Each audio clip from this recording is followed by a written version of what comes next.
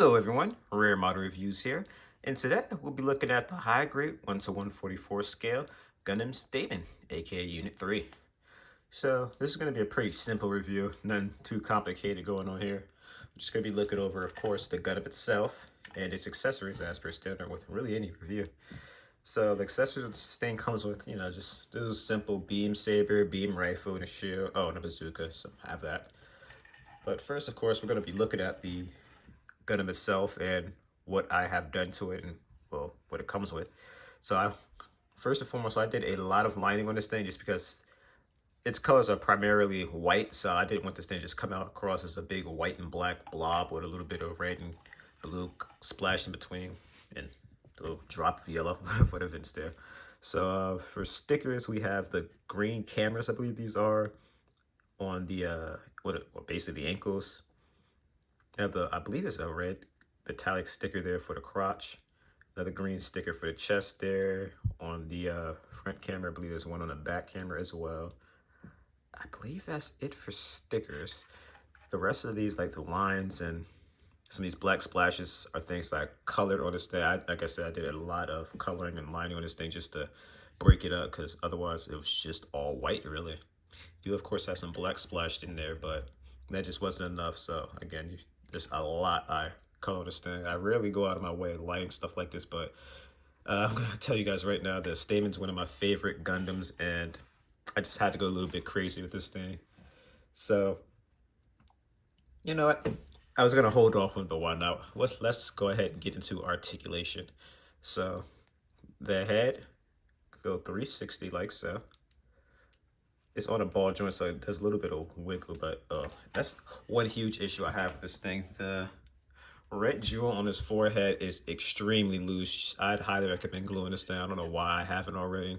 This thing's held in by a hair and it falls off a lot. And it's a little tiny red thing, so you drop this thing in the wrong spot and it's gone. So moving on along. The arm, go 360. Doesn't really move up much. Like I'm doing the same articulation over and over, but it can spin at the what is that, like around the forearm there, I guess you'd call it, elbow. I guess, yeah, it can. I was gonna say over the shoulder, but that's another thing about this kit. That joint there is extremely tight, and as a result is prone to kind of falling off, I guess you'd say there. It's just super loose.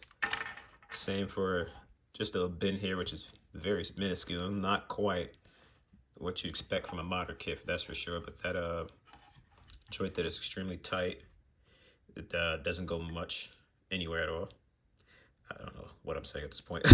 You got a ball joint for the wrist there that goes 360. It's another thing with these booster pods, whatever you're gonna call these, on the backpack. These are also pretty loose, so they come off very easily. I just want to point out this is a kit from 2002, so you really have to temper your expectations with these things. You guys saw it there for a little bit. There's a joint there, but I'm not going to go over it because that's technically an accessory, so I'll go over that a little bit later. The waist, does the waist even move? Yeah, it does a little bit, 360. Not 360, just side to side, really. A little piece fell off. I'll fix that in a second, though. The backpack, both of them move together, which is actually pretty cool that it do, because it didn't fall off. This thing's killing me. It allows for the these little ports here, which is actually where the beam sabers are stored, to go over the shoulder like so, and they could actually open up, trying to do it in a way that does not knock off the beam, the V-fin. So as you can see there, it opens up and you can see where the beam sabers are. Unfortunately, you cannot take them out.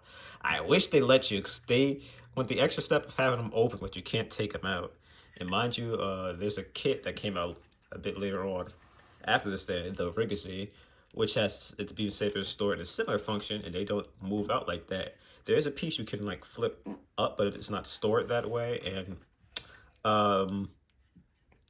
that's where the beam sabers are housed. They're housed in a similar manner, but again, they went half measure with that one, nearly a full measure with this one. So as you can see, the skirt armor can move pretty good ways. The front armor is all together, and I do not recommend cutting these, as this is the older way they used to have these things, where it's like, actually, I'm glad this fell out. it's like that one little line here. I tried cutting this with the gun cannon, the hybrid gun cannon I have. It did not end well. As a result, I think I ended up having to glue them back together because, yeah, you kind of have to have them linked together. Now, there's a little flap right above the thrusters that can move a little smidge there. We have these very elaborate booster pods on the legs, which help give it the same maneuverability as the Unit 1 full veneer. So, of course, the process to getting the front armor back on, since it fell off, have to cut a sandwich it in like so. And of course, lining it with the little pegs in here.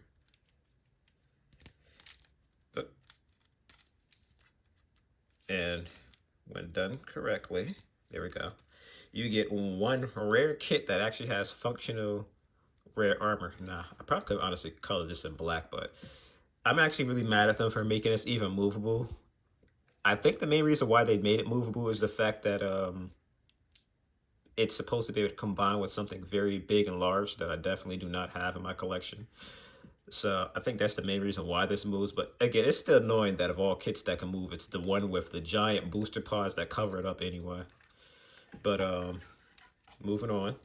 So the legs can go about to the side like so. Can only move about here. It'll be able to, okay.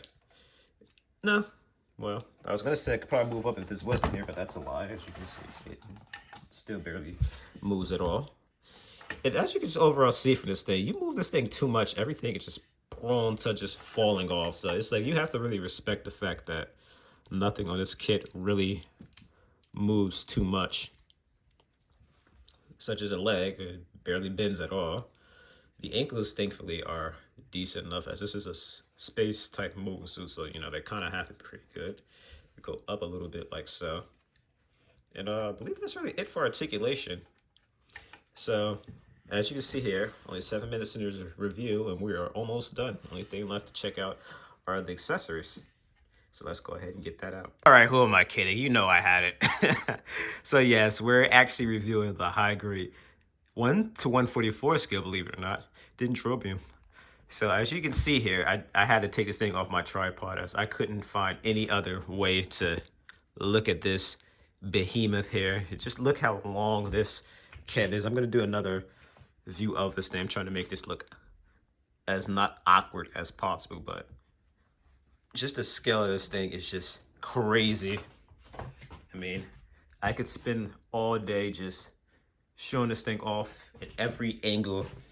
It's enormous, hands down the biggest thing I have in my collection, and I fear it always will hold that title. I mean, there is one other kit that rivals this thing in size. I had a chance to get it, but people gobbled that thing down. They even did a second print of it on Bandai, and people still got it immediately. But I have a feeling they might just bring it back, as Bandai has been going crazy with a lot of these mobile armors, and I can definitely see them keeping up with this trend, especially as I'm pretty sure people have been just, again, gobbling them up. So now is the time to strike while the iron's hot. I can already say they reprinted one mobile armor high grade that I've been looking for a little bit, and I can't wait till that shows up so I can give you guys another review of it. Too bad it won't show up for what I described as the month of mobile armors, but I think we have plenty enough to make that title there, I said, more or less true. So again, I just can't stress how long this thing is. It's so long I can't have this thing in a continuous shot. So I gave you guys a bit of a look around this thing. I did say I was going to go over accessories, so I of course am going to do just that. So first and foremost, there indeed is a beam saber. Unfortunately, this is one of the OG style beam sabers where this was all in one white block. I immediately painted the beam itself pink because, yeah, I was not looking at that. I remember back when I built my high grade Zeta, I was looking at a white block forever until I finally was able to get a pink Gundam marker that I actually ironically used on this thing to fix that. So we have 3 sets of hands. Of course, the outspread hands that we have on this thing. We have 2 different sets of holding hands these are for the beam rifle, and the others are for the bazooka this thing have. Now, one thing I want to mention about these bazooka hands is, I'll show it off with this one. There is a peg right here that you are supposed to push to this hole here, but this hole, if you push it in all the way, you have to be very gentle when pulling it out, to the point that I'm not even going to push this thing all the way in when I do put the bazooka in there, because I had a boo-boo with this one.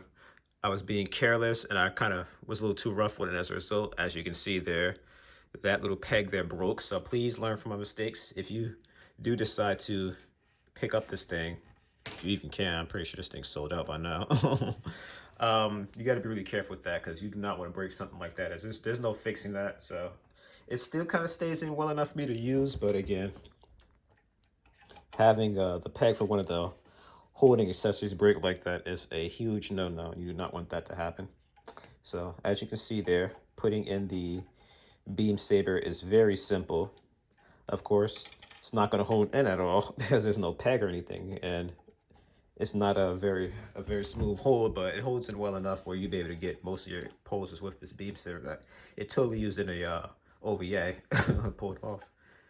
So of course, there are a few other accessories for this thing. However, just for the sake of making this thing a bit more dynamic and what have you, they are inside this bad boy here, and I'm going to show them off as they should be presented by pulling them out from the little pods here on the Dendrobium itself.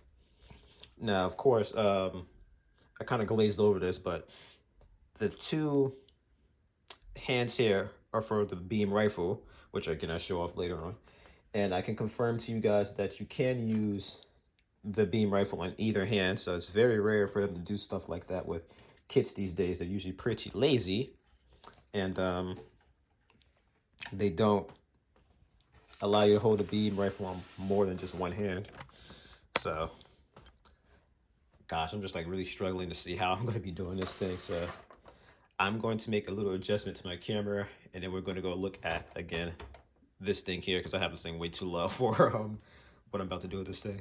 All right, so I believe this will do it here.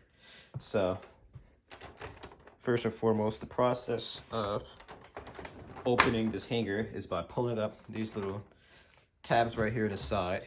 You can then pull up both of these, or should I say all of these little trays here.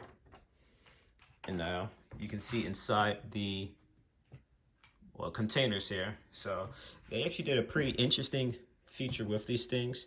Most of these are actually kind of like dummies where you cannot interact with them at all. However, there are about 8, I believe, of these that are actually functional.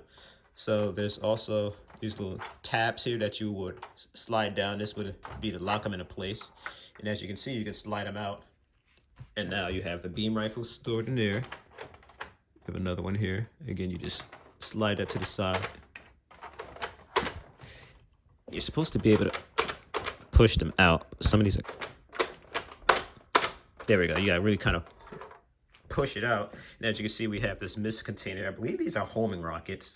I could be wrong, but you can move out that tab there. And I believe, there we go. You can kind of move them out. Each of these can move out. I'm not gonna go crazy with doing so, but again, as you can see there, you'd be able to separate those, as that's what's supposed to happen. These things are supposed to launch out, and they separate, and then they, again, I'm pretty sure homing on the target. I don't know if this is the specific way you're supposed to put these things back in, but okay, I'm stupid, so I didn't realize when I put these one of the missiles back, I didn't align them properly, so that's why they weren't going back in.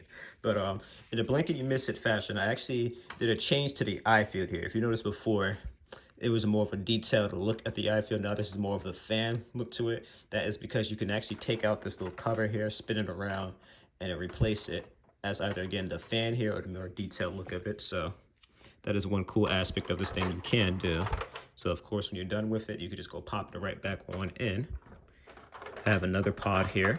This one is for the foldable bazooka, which kind of slid right on out.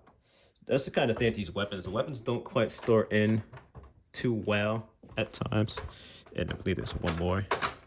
So this one is going to be, no, wait, I'm stupid. I took the same one out. I feel like there's one more. Is it this one? Maybe it's on the other side. So there's the standard bazooka we have there on the side. That is another of the bazookas there. This is the foldable shield. There it is. Oh, so that means I must have missed one over here too then. Yep. That one's kind of stuck. Alright, so I'm not sure what went wrong with that one. This one doesn't want to come out, but the one at the end is just another one of these here. So I tried to paint these, but my gold Gundam marker apparently is running dry. I tried to do a little bit of white in there because it was super brownish anyway, and it did not come out very well. So I might end up just having to go back and color this yellow instead. But these are the micro missiles. This is just a static block, but these are supposed to just have literally every single one of these color portions are missiles that just shoot out, just devastate the enemies there. So again, this thing is just like a powerhouse. It's got a bunch of just different weapons and whatnot stored in there. I'm gonna move this thing around a little bit so you guys can see me put this thing in because it didn't kind of come out the way I wanted to present it. So voila, you just store it right back on in, like so. Then my nails aren't quite long enough to do this. I think I'll have to use my file, but again, when you're done with it, you're supposed to just, if I can get going off. There we go, I think that does it here. You're just gonna slide that little tap to the side to lock it in, so then that way you don't have to worry about them falling out. This is something you definitely have to do with the weapons because these will definitely fall out of the containers if you do not. So, of course, the process for getting the weapons out is by taking advantage of this awesome mechanic that I still can't believe they managed to pull off on a high grade, which is you extending the claws here like so.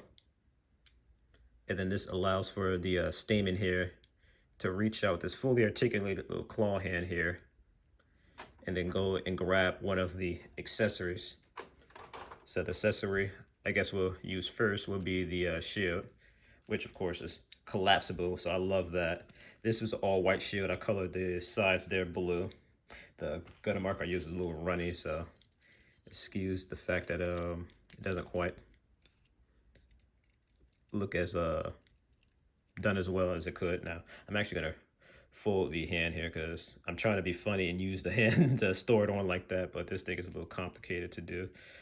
So again, you can't do this on either arm for the shield. I'm just gonna show it the right arm though. So first and foremost, you want to collapse the claw like so. There's a little hole in the arm, and then there's a peg in the shield. You just kind of run it in through the claw and the peg on the arm. Oh, if I can get it to go. There we go. And then you just collapse it onto the arm like so. And now you have this thing using its shield. So I'm gonna take this thing off. Then we're gonna show off the next accessory.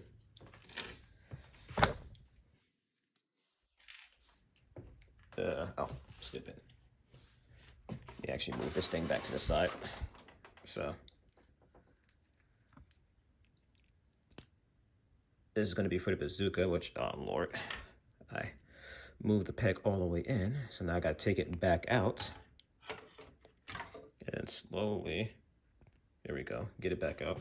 So we'll do the normal bazooka first. So of course, the process for this is just simply to wedge the peg into the weapon to the pegs like so. You have to remove them for the bazookas, whereas the beam rifle, which I'll show off in a second, you do not.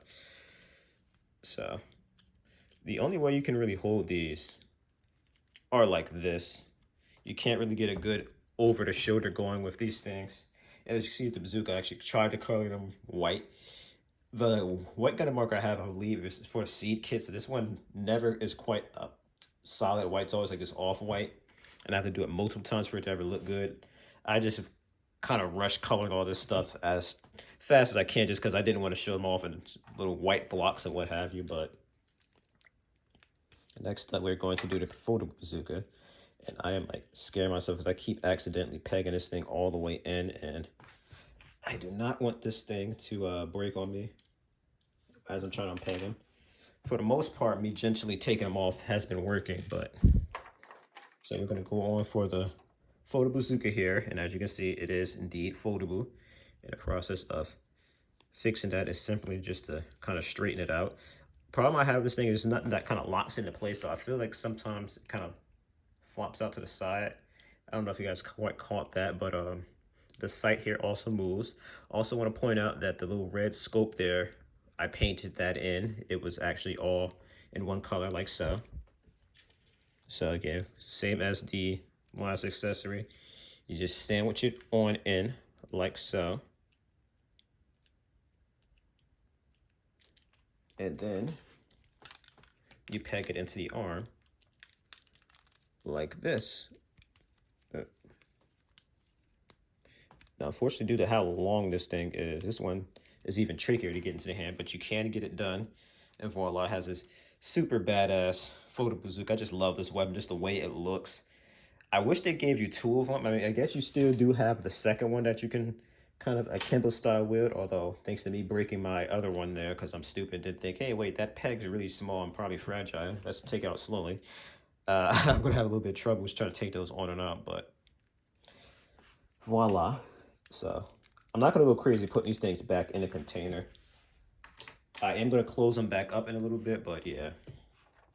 So for the last accessory, we of course have the beam rifle, which, again, thankfully, I also want to show off, it has this little movable stock here.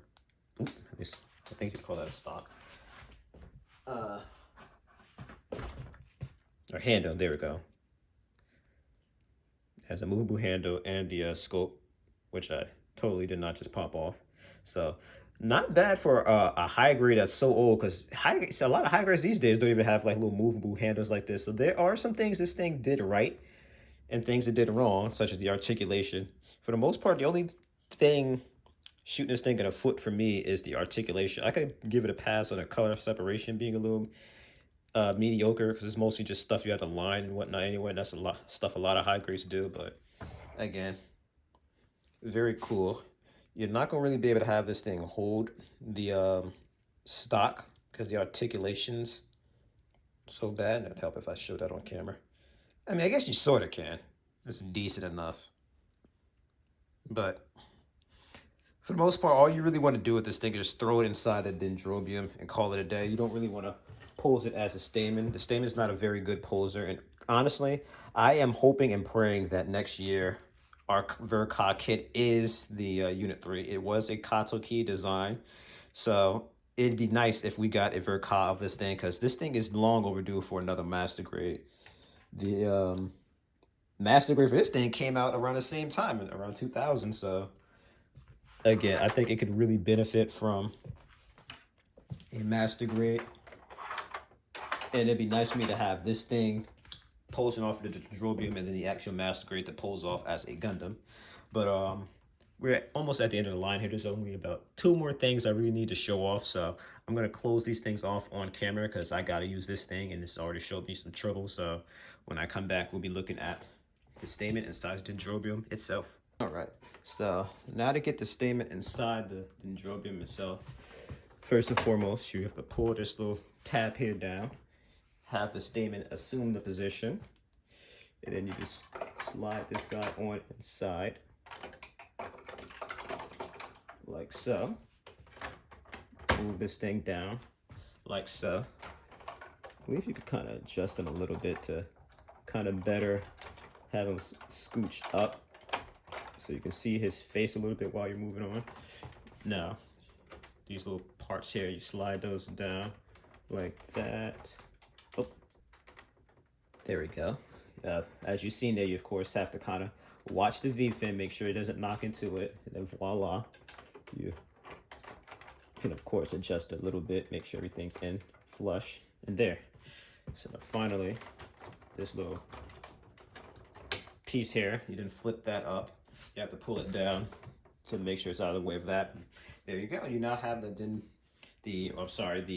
actual Dendrobium, because apparently the container itself is called the Orchis. But there's also another cool thing you can do here, and that is pull this little handle out. Now, they want you to actually hold it in there with the trigger finger handle, whatever, but that is way too much work. So the best thing you can really hope for is really just to have the outspread hand like so, and just have it grasp it like this, because you're going to be here all night trying to get this thing pulled off shooting the actual cannon itself. So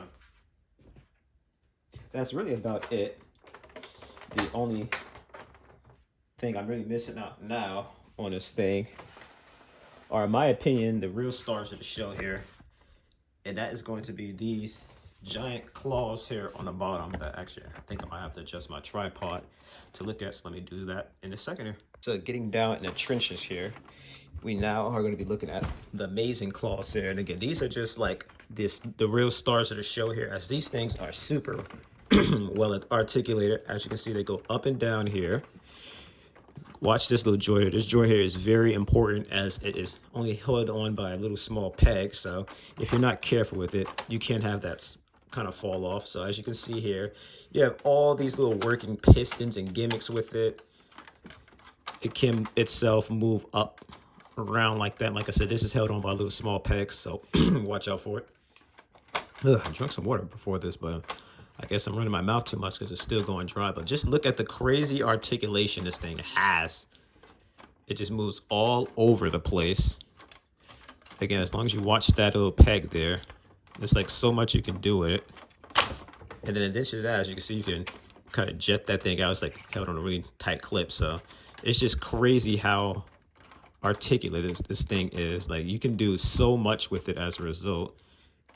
And to top it all off, it's a little claw, so you can open and close it. So this thing also comes with two of the absolute biggest beam sabers I've ever seen. In fact, for scale comparison, since I happen to have a mass degree right next to this thing, like, I need to move this around a little bit, but look, these beams are bigger than the Calamity. This is a 1:100 scale, well, not master grade, but full mechanics. And again, it's bigger than them. So that is insane. That is just how huge these beams are. Like, I can't even get them in the frame. They're that long. You have a lot of people who meme around these things and use them as chopsticks, and you really can't. I don't know how to hold chopsticks, so I'm not going to be doing that. But you get the picture. This thing is enormous. And while I have them out here, I mean, this is a 1:100 scale kit, and the Dendrobium is bigger than him and much longer than him as well. So again, this thing is a literal beast. So you can get the beams inside the beam sabers here, which are in the claws. I'm not sure if you guys quite make that out, but you can't hold them inside like so, but the actual way you're supposed to hold these things, yeah, so make that out, is by detaching them like so. And then, I believe this is the proper way. Yeah, you can see there's another peg on top of it, and voila, you just sandwich it on in like so. And now you have the Dendrobium holding its massive beam sabers for so long you can't even fit in the frame. And again, just thanks to how articulate this thing is, you can just do so much with this thing pose wise with just the beam sabers alone. So I just love them so much for how overdone the claws are and whatnot. Again, highlight of this kit here for sure. And of course, there is a second one in the other claw as well, if you can make that out. So you can take these things out and you can put them both on. Very simply done. You just go ahead and again spin these things on out, and now you can have this thing with twin beam sabers just tearing down ships, because these are anti-ship swords. And I just love this thing so much. As I said before, this is like my holy grail. I've been hunting this thing down since I was like a kid. So for me to finally have this thing, it's just like a real dream come true. And I'm actually definitely glad I got it now. So I got this thing when I was a kid. This thing had been broken by now. But of course, not everything's perfect. This thing does have its flaws. for starters, this thing has literally 5 bags worth of screws. Surprised there's some left over in a lot of them too. At least one for each bag. So this thing was not easy to build. It should have been simple because it is a high grade, and high grades don't typically get too complicated. The problem with me really was just the fact that there are a lot of steps that were more annoying to do than anything, and as a result, it took me a lot longer to build this thing than it should have, as I definitely didn't have the motivation I had with a lot of my other kits that I built after this thing, where I just kind of breezed right through them because they were so easy and weren't much of a hassle. So this thing does have a few parts left over. I'm pretty sure these are thrusters from the high grade release of this thing, which is just the Stamen. I believe instead of the Dendrobium, I'm sorry, the Orchis, it came with a core fighter. So those were thrusters left over, I'm pretty sure, from that core fighter form. But like I said, there were a lot of steps that are a bit of a pain for me to do, which really held me back. I actually glazed over it earlier when I was going over the pods, but the ones that held the weapon containers, those ones requires you to hold this little long stock that of course were the pieces that kind of keep these things in when you slide them out for the weapons. You had to kind of hold those down, screw something on, and those pieces they kept kind of falling out, the little poles or whatever you would call them. So it took me a long time to get those done, and some of them actually didn't quite come out right. They held on good enough, but at some point I'd have to go back and try to screw those things on because they aren't on quite flush. There's another part with the body here, which it basically required you to kind of drop these screws inside the main body itself. In addition to them, there being like little small holes in a metal frame that you line up with the screws. And thankfully my screwdriver is pretty long. It has a magnetic tip, as that definitely helped me be able to get those pieces on in there and what's the word I'm looking for? Line up and screw it in, because it wasn't a very narrow hole for the screws. So it wasn't you just drop the screws in and they get right into the hole. You kind of had to fiddle around and get the screws into the actual screw hole itself. So I'll show that off in a little clip here, so you get a better look at that piece in detail. So taking a little behind the scenes look at the build of the Dendrobium here, as you can see, this is how it looked like before I put all the armor over it and what have you. Now these are the pieces I meant about having to get a very narrow-headed screwdriver to get in there. I said a long head, it takes a narrow one as well. But there's also something else I want to take a look at the top here, and that is these little pieces that you had to kind of line up in between the grooves of the little metal sheets there. And if you don't get them properly, you won't be able to put this lid here on top of it. So that was also a piece that was a bit of a pain for me to go ahead and get assembled. So again, this thing was fun but a pain. But I'm pretty sure I covered just about everything I can think of on this thing. I don't believe I missed anything. I hope not. So I don't know how I'd be able to get that missing detail into this review. But we're going to end this thing off with a fitting size comparison. And I already showed this thing off to a high grade, so why not show it off next to a master grade? We have, of course, the high grade 1 to 144 scale Psycho Gundam. So I have this thing compared to a Transform mobile armor to mobile armor. And as you can see, even the Psycho Gundam still looks pretty small next to this thing.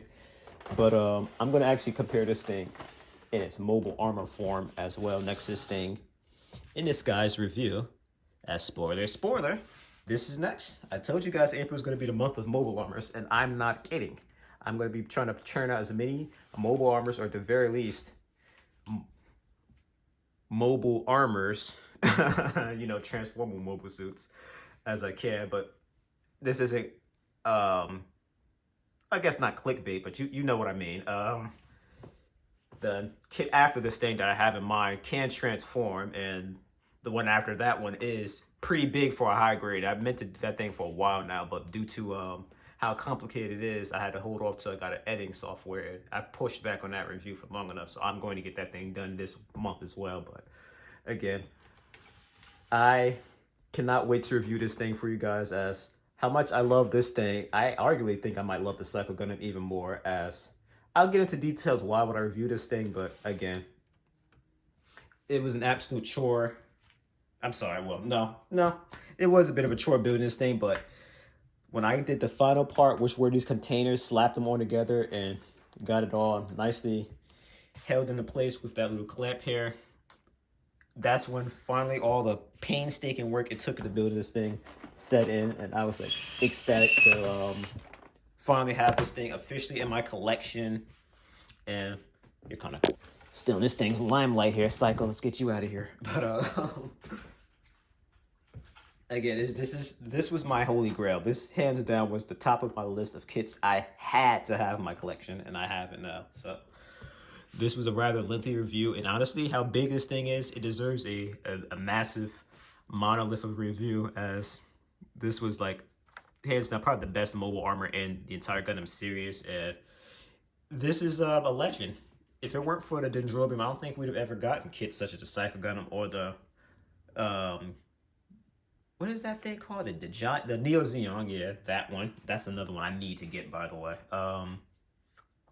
And now we have a recent Destroy Gundam and upcoming Psycho Gundam Mark II, which as soon as that thing goes on pre-order, forget discounts, I'm grabbing that thing. I need that in my life. I wanted the Mark II so bad, and I'm crossing my fingers that maybe they'll go ahead and make the Queen Manta too, as that's like the last mobile armor from the UC series I think we didn't have. So, well, no, there's quite a bunch from the original series, but hey, if they make a high grade Big Zam too, I would not complain. I'd grab that too.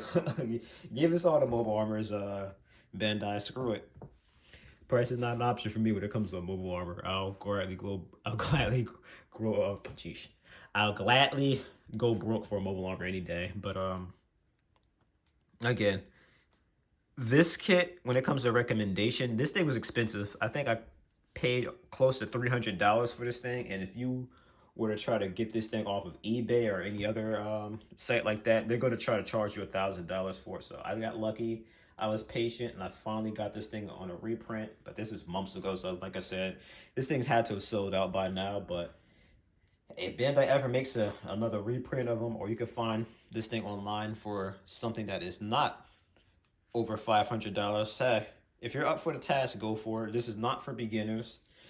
Although it is a high grade, it does have to do with, like I said before, lots and lots of screwing. There's some complicated pieces where you have to hold like 3 pieces together and slap them together, and they hit you with that straight out of the box when they have you try to build the claw. So it's not easy, but as you can see, once you get it all done, it is very rewarding. I do feel like there's some pieces I didn't quite slap together as well as I could have. As you can see here, these parts on the panels, they don't quite look flush. Maybe it's supposed to be like that, I don't know, but there's definitely a few things I have to tweak around this thing. I could definitely align a lot of stuff, paint some stuff. This thing's super detailed for a high grade, so there's a lot of stuff you just go crazy with painting. And as you can see, it comes with this ginormous base. So far, I haven't had any problems holding this thing up on it, but it's not anything that's like clipped into it. It's just kind of slides down onto the base. So as long as you're careful with it, you don't, rub elbows with the Dendrobium here, you shouldn't have any worries about this thing falling off and something breaking, because these little claws here, especially when they're extended, they're super fragile, I imagine. So they cannot hold this thing's weight, as again, there's metal inside this thing to help keep it structurally stable and all that. And again, you don't want this thing falling down this giant long cannon, as how long it is, I'm sure that's fragile and that'll break. But again, I feel like I'm rambling at this point. This is what I tend to do at the end of these reviews, but I'm going to go ahead and end this thing here. So thank you guys so much for watching. Please give it a like if you enjoyed what you saw here. Feel free to comment. This is a beast. There's no way this doesn't elicit some sort of reaction that you can put in text. So don't feel shy. Say what you want to say. I want to hear it. And again, if you haven't already, please consider subscribing. It is free of charge, no strings attached, and it's just a simple form of keeping up my channel. If you want to see more reviews from me in the future, like I said, I got at least 3 other mobile armors, one of which I spoiled in this review, that I plan on reviewing this month. And plenty more to come from here. I got lots of cool new things coming in. I think next month I should get a lot of crazy kits that you guys are going to be excited to see reviewed. So stay tuned. You don't want to miss what I have in store here. And yeah. I guess now for the part of me figuring out where in the world am I going to put this thing on my collection, because my shelves are full here. Oh boy.